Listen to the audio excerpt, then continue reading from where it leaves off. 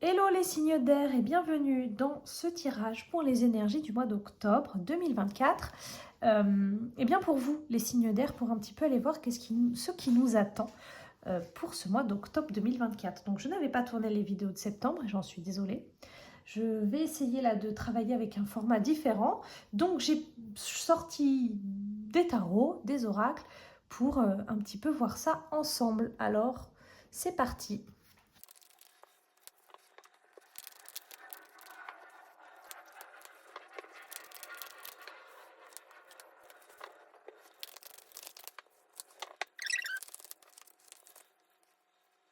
Voilà, bon, j'ai choisi des tarots un petit peu witchy, comme c'est le mois d'octobre, n'est-ce pas? Donc vous avez ici le tarot Histoire de sorcière, euh, pour aller voir les énergies du mois d'octobre qui arrivent. Ici, c'est le tarot Cozy Witch Tarot, pour aller voir les conseils dans chacun des domaines. On va aller voir le domaine personnel, ici le domaine professionnel et le domaine sentimental. On a une petite carte de l'oracle des sorcières pour aller voir un petit message général pour le mois et une carte de l'oracle la magie de la vie pour avoir une petite affirmation positive en fin de tirage pour nous accompagner pendant ce mois d'octobre. Voilà les signes d'air, c'est parti. Alors, message général pour vous, l'impermanence. Apprends à ne pas t'attacher plus que de raison aux expériences ou aux personnes qui traversent ta vie. Savoure chaque seconde et accepte que rien ne dure. Accueille chaque expérience comme un cadeau éphémère. Jolie leçon qu'est l'impermanence. Pas toujours facile à accepter, mais j'aime bien. Sur le plan personnel, on va voir ce qui nous attend, les signes d'air. J'ai tendance à dire nous parce que je suis personnellement signe d'air.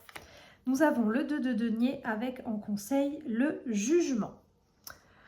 Le 2 de denier vient nous parler au niveau personnel de l'équilibre, ou plutôt de la tentative d'équilibre.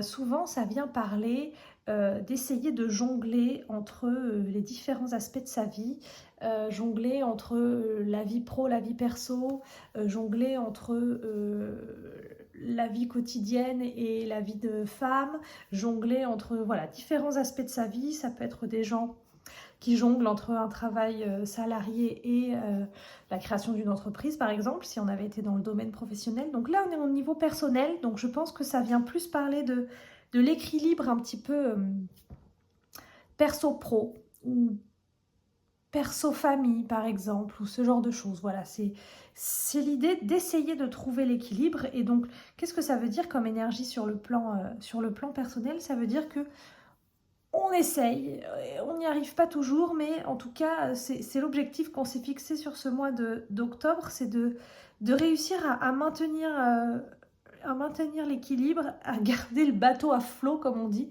Donc, c'est pas une carte de bon augure ou de mauvais augure, c'est une carte un peu neutre où voilà, on essaye de garder au maximum tous les pans de sa vie un petit peu à niveau, si l'on pourrait dire. Et le conseil, c'est la carte du jugement. La carte du jugement, elle nous dit, alors en plus là, alors je lis pas très bien l'anglais et donc des fois je lis les phrases en dessous, des fois non. Là, elle nous dit que tous les signes disent que vous êtes exactement là où vous êtes supposé être. Donc en gros, ça nous dit que le conseil, c'est de continuer, qu'on est au bon endroit, on est dans la bonne direction. C'est pas toujours facile d'équilibrer tous les différents aspects de notre vie parce qu'il y a plein de choses qui se mettent en travers les uns avec les autres. Il y a peut-être plusieurs objectifs de vie à travailler en même temps. Il y a peut-être plusieurs choses qui se passent en même temps. Mais le conseil, c'est de garder confiance parce qu'on est au bon endroit. On est sur la bonne direction.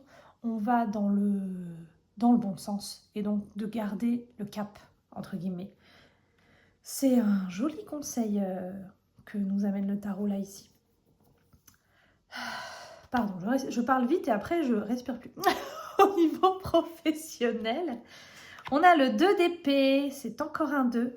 Et en conseil, on a le 7 de denier. Alors, le 2 d'épée Ça parle souvent, c'est une carte qui parle de choix difficiles, voire même choix impossibles, et également qui peut parler de poser ses limites. Donc là, ce que ça vient nous dire, en termes d'énergie dans le niveau professionnel, c'est que ça avance pas beaucoup au niveau professionnel. Hein. Là, vous voyez, elle a les yeux bandés, elle lance un petit peu ses couteaux au hasard. C'est un peu, j'essaye de faire des trucs, mais il n'y a rien qui prend vraiment. Ça me fait penser aux gens peut-être qui sont à leur compte et qui ont envie de changer de façon de faire ou qui ont envie de démarrer quelque chose de nouveau et qui ne savent pas trop par où commencer, pardon, et qui tentent des trucs un petit peu par-ci, par-là, peut-être pas tout à fait bien construits, et je vais tenter de faire ça, et je vais tenter de faire ça, et je vais tenter de faire ça, et il n'y a rien qui prend vraiment. C'est un petit peu des coups dans l'eau. Vous voyez ce que je veux dire?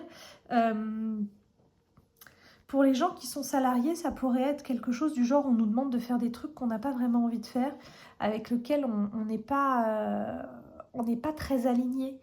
Je pense par exemple à des valeurs qui sont plus alignées avec nos patrons, par exemple, qui nous demandent de mettre certaines priorités en place alors que nous, on vibre pour d'autres valeurs et pour d'autres priorités. Là, ça me parle assez personnellement, mais ça pourrait être quelque chose comme ça pour les salariés. Donc bon, au niveau professionnel, c'est pas la carte du soleil, quoi, là, tout de suite. C'est pas bon. On sait pas trop. Ça peut être aussi une carte de, pour l'instant, on sait pas trop, avec ces histoires de yeux bandés. Je pense par exemple peut-être aux personnes en recherche d'emploi. Là, les yeux bandés, on sait pas trop vers où on va. On n'a pas de grandes réponses à nos questions. Vous voyez ce que je veux dire? On sait pas trop vers où on va. Je crois que c'est un peu ça le résumé de cette carte. Et le 7 de denier nous amène un conseil qui est intéressant et qui nous dit, alors je n'arrive pas à traduire cette phrase, mais qui nous dit en gros de cultiver la patience. C'est vraiment la carte du 7 de denier, c'est qu'il y a des moments dans la vie, il faut passer à l'action, il faut planter des graines, il faut faire des choses, et à d'autres moments, une fois que les graines sont plantées, qu'on a tout bien arrosé, et ben malheureusement, il faut attendre que les choses se fassent d'elles-mêmes, il faut attendre que la plante pousse. Une fois qu'on lui a donné de la graine et de l'eau, c'est à elle de faire le travail et de pousser toute seule petit à petit. Et donc, c'est un moment où on nous invite à la patience. Et là, ça ne marche pas, vous voyez, un petit peu tout ce qu'on entreprend.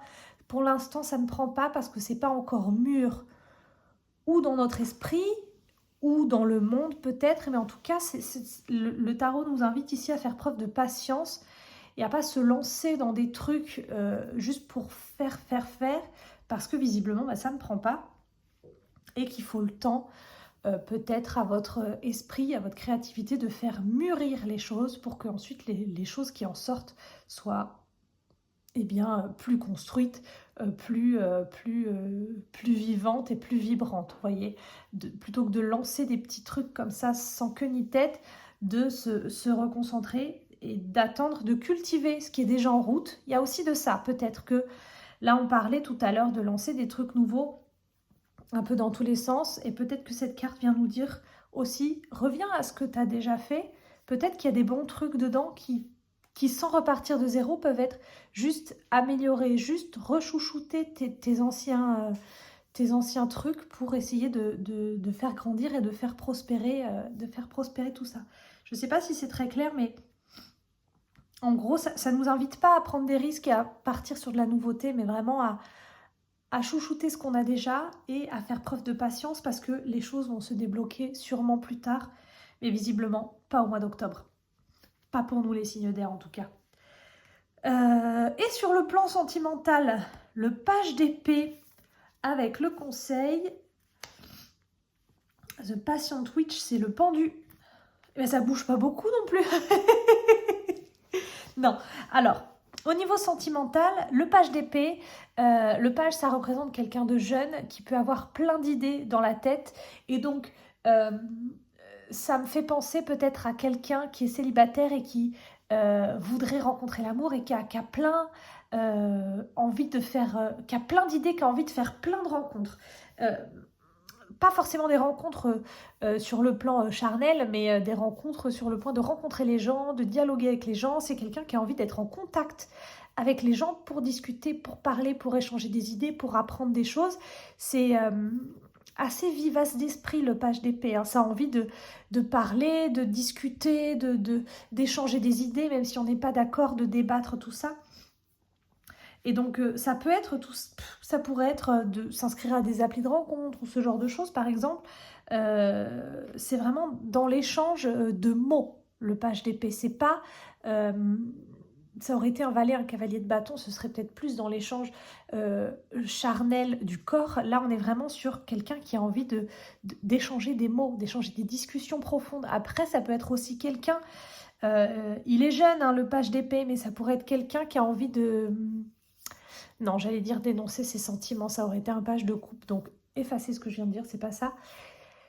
C'est vraiment quelqu'un qui veut échanger des idées.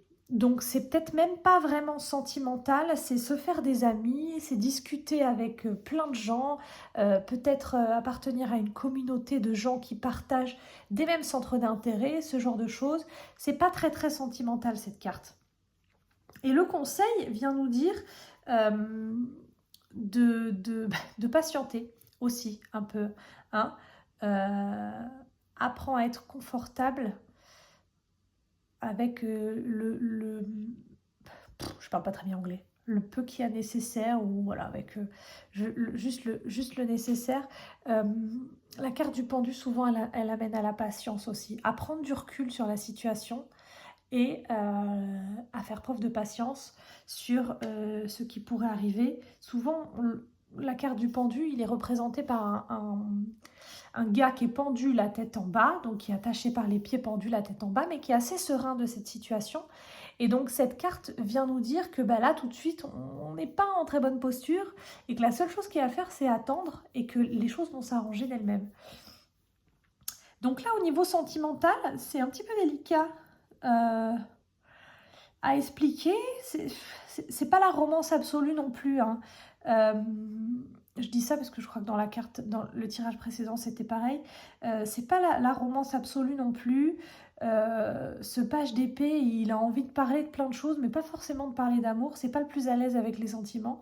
Et en même temps, la carte du pendu, elle nous invite pas vraiment à l'action. Donc peut-être que pour les gens qui sont en couple, peut-être qu'il y a de ça. Les gens qui sont en couple, peut-être qu'il y a des envies ou des besoins de discussion et qu'en face, il y a quelqu'un qui n'est pas très disposé à les écouter. La communication, je ne sais pas. Il y a un des deux qui a très très envie de parler, de communiquer sur plein de choses. Et il y a l'autre de l'autre côté qui a la tête en bas et qui n'est pas très disposé à voir les choses de votre point de vue. Et donc, ça vous conseille peut-être s'il y a des désaccords, que vous êtes en couple et qu'il y a des désaccords en ce moment fréquents, le conseil du tarot est peut-être de nous dire d'essayer de se placer dans les baskets de l'autre et de voir un petit peu comment la vie semble être de son côté à lui du miroir, entre guillemets. Pourquoi est-ce que l'autre réagit comme ça? Comment est-ce qu'il... Si moi je me mets dans la peau de la personne en face de moi, avec son histoire, avec ce que je sais de lui, est-ce que je peux pas un petit peu comprendre pourquoi, comment il réagit comme ça? Ça peut être aussi cette manière-là de prendre du recul pour essayer d'apaiser les conflits, de se dire attends, peut-être que si je me mets à sa place, je comprends un petit peu pourquoi il réagit comme ça, pourquoi est-ce qu'il dit des choses pareilles et pourquoi tout ça. Ça peut être une piste pour vous les signes d'air. Voilà, on va aller voir la petite affirmation positive, c'est l'éveil. Soyez attentifs aux subtilités, voyez tout d'un œil neuf, les signes et les messages sont partout. C'est rigolo cette carte parce que elle rejoint la carte du jugement qui nous dit qu'on est au bon endroit. Et ça rejoint également cette carte avec les signes et les messages qui sont partout et le fait de voir tout d'un œil neuf, voir tout d'un œil différent. C'est un petit peu, voilà, prendre du recul sur les choses et voir les choses avec un œil neuf et se rendre compte que peut-être elles sont plus différentes que ce qu'on pense. Voilà. Voilà pour vous les signes d'air. N'hésitez pas à liker cette vidéo si elle vous a plu. N'hésitez pas à me dire dans les commentaires si elle vous a plu ou si elle ne vous a pas plu, et à m'expliquer pourquoi. Et puis, si jamais vous avez envie d'un tirage personnalisé, plus personnel, eh bien, vous pouvez aller faire un tour sur mon Snipfeed. Je vous mets le lien en barre d'infos, en description, pardon. Et puis, je vous dis à bientôt pour un prochain tirage. Des bisous!